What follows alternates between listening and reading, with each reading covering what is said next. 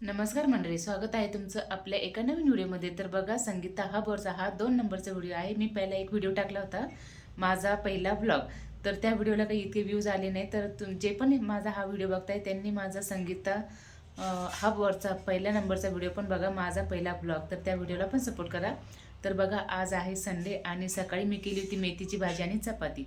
तर आता दुपार झालेली आहे आणि माझ्या मुलाला अंड्याची भुर्जी खायची आहे. तर मी अंड्याची भुर्जी बनवत आहे ते तुम्हाला दाखवते. आणि अंड्याची भुर्जी खाण्याचे काय फायदे आहेत आणि अंड्याची भुर्जी बनवताना काय काळजी घेतली आहे ते सुद्धा मी तुम्हाला सांगणार आहे. तर चला व्हिडिओ कंटिन्यू करूया. बघा, इथे मी 2 कांदे घेतलेले आहेत, 3 हिरव्या मिरच्या घेतलेल्या आहेत आणि कोथिंबीर घेतलेली आहे आणि हे 2 अंडे. तर चला मी आता इथं पहिले कांदा आणि हिरव्या मिरच्या कोथिंबीर कट करून घेते. तर इथे मी 2 अंडे पण बॉईल करण्यासाठी टाकलेले आहे.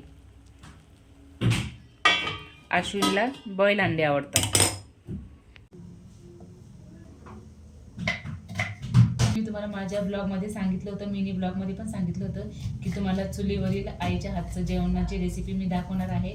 परंतु मी कसं आहे ना, म्हणजे मी चूल बनवली आणि त्याच्यानंतर काय झालं, पावसाळा चालू झाला. तर पाऊस हा कंटिन्यू पडत आहे. 6वा महिना लागला तरी सुद्धा पाऊस कंटिन्यू पडत आहे. त्याच्यामुळं काय होतं ना, तर चूल पण ओली आहे आणि काड्या पण ओल्या आहेत. त्याच्यामुळं काड्या वाळत नाही, त्यामुळं मग चूल पेटत नाही. त्याच्यामुळं मग मी गॅसवरतीच बनवते. तर पावसाळा संपलेला आहे तरी सुद्धा अवकाळी हा पाऊस चालूच आहे. तर जसा पाऊस संपेल आणि काड्या वाळतील ना, तर मी तुम्हाला छान छान चुलीवरील रेसिपी दाखवणार आहे. आणि मला पण चुलीवरती जेवण बनवायला खूप आवडतं. तर बघा, इथे कढईमध्ये मी तेल टाकलेलं होतं. तेल गरम झाल्यानंतर मी कांदा, मिरची आणि थोडंसं जिरे टाकून याला लालसर होईपर्यंत परतून घेतलं.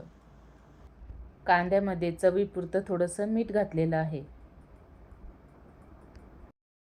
छान लालसर होईपर्यंत परतून घ्यायचं आहे. आणि थोडं लाल तिखट घालत आहे, कारण की 3 हिरव्या मिरच्या टाकल्या होत्या, त्याच्यामुळं मी एकदम अगदी थोडंसं चवीपुरतीच लाल तिखट घालत आहे. आणि थोडीशी हळद टाकलेली आहे याच्यामध्ये. तर आता हे छानपैकी मस्त मिक्स करून घेतलेलं आहे.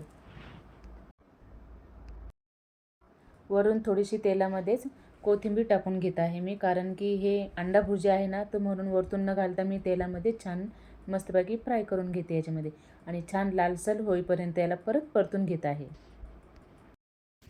आणि आता याच्यामध्ये फेटलेले अंडे टाकत आहे. तर लक्षात ठेवा, अंडे फोडताना अंड्याचं जे टलपर असतं ते थोडंसं किंचितसुद्धा अंड्यामध्ये या अंडा भुर्जीमध्ये येऊ द्यायचं नाही. ते सगळं स्वच्छता ठेवायचे आहे. ते टलपर काढून टाकायचं आहे, नाहीतर त्याच्यामुळे आपल्याला अपचनाचा त्रास होतो.